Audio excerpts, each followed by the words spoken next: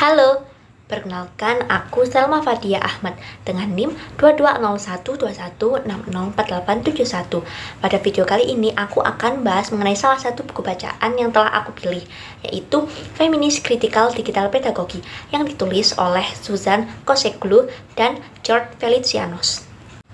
Alasan saya memilih buku Feminis Kritikal Digital Pedagogi adalah karena isinya yang menarik, baik bagi orang yang baru mengenal apa itu feminis pedagogis ataupun bagi orang yang sudah familiar. Dan buku ini berdasarkan pengalaman pribadi serta seperti apa sih praktek pedagogi feminis dalam kehidupan sehari-hari. Poin-poin penting yang ada di dalam buku Feminis Kritikal Digital Pedagogi dibagi menjadi 5 bab atau 5 poin.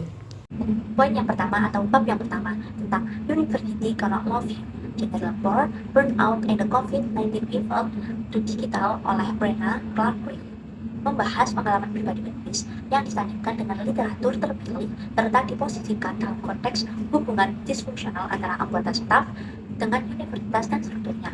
Penulis memperkenalkan konsep yang berguna, yaitu stres moral, yang diambil dari literatur perawatan kesehatan dan mengaitkannya dengan disonansi kognitif yang banyak dialami ketika nilai-nilai seseorang mengalami ketidakcocokan dengan praktek yang mereka lakukan dan menunjukkan adanya konflik internal yang mungkin terjadi antara staf universitas.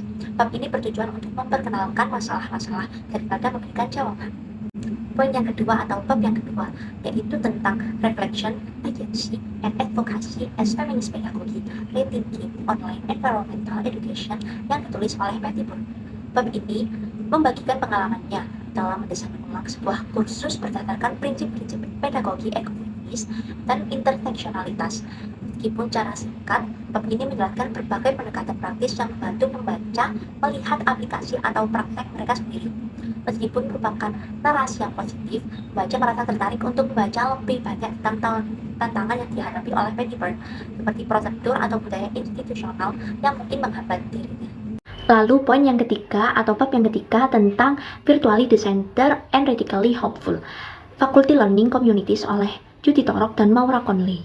Bab ini disebut sebagai peta jalan yang lebih rinci yang akan sangat menarik bagi pengembang fakultas yang ingin menerapkan deep dive selama sebulan tentang pedagogi feminis.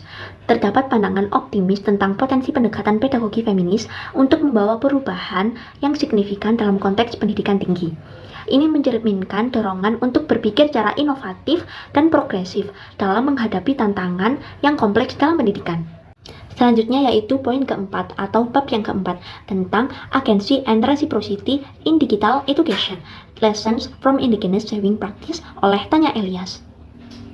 Merupakan eksplorasi tentang perkembangan pemikirannya tentang pedagogi digital kritis yang dipengaruhi oleh pembelajaran menjahit alas kaki pribumi, yaitu Kamix. Melalui lensa teknologi yang holistik, bukan hanya fungsional, Elias menawarkan pandangan tentang pendidikan yang merangkul teknologi dalam skala kecil, dapat diperbaiki, dan saling menguntungkan.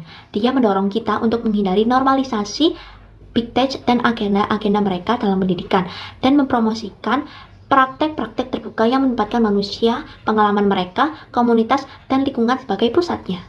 Lalu yang terakhir, poin kelima atau bab yang kelima tentang Feminist Oriented, Mixed Methods Action Research, Reflection on Methodology, Online Pedagogy, and Digital Tools oleh Jennifer Snyder. Adalah sebuah ulasan tentang Snyder membahas refleksivitas feminis dalam penelitian juga memperlihatkannya dalam tindakan. Ia mempromosikan umpan balik penilaian sebagai suatu tempat untuk mendesentralisasi kekuasaan sebenarnya. Penelitian lebih lanjut tentang evaluasi dampak praktek-praktek akan sangat diterima dengan baik.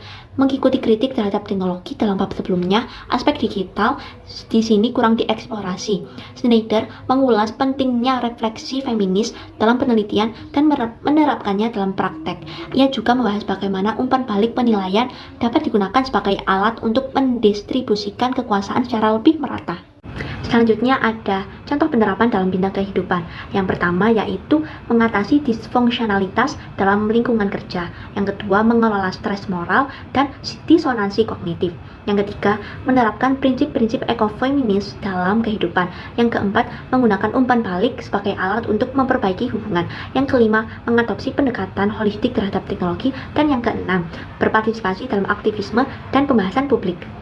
Keterkaitan hubungan antara buku dalam memfasilitasi pembelajaran dan meningkatkan performa manusia, meliputi mengatasi tantangan dan konflik dalam pembelajaran, mendorong berpikir kritis dan refleksi, pemberdayaan peserta didik, dan pengenalan konsep pedagogi feminis dan ekofeminis. Dengan memahami konsep dan menerapkan apa yang dibahas dalam buku ini, fasilitator belajar dapat menciptakan lingkungan pembelajaran yang lebih inklusif, berkelanjutan, dan berorientasi pada pemberdayaan peserta didik dan peningkatan performa manusia secara keseluruhan. Sekian penjelasan terkait buku bacaan feminis kritikal digital pedagogi. Ada kurang lebihnya mohon maaf. Terima kasih. Bye-bye.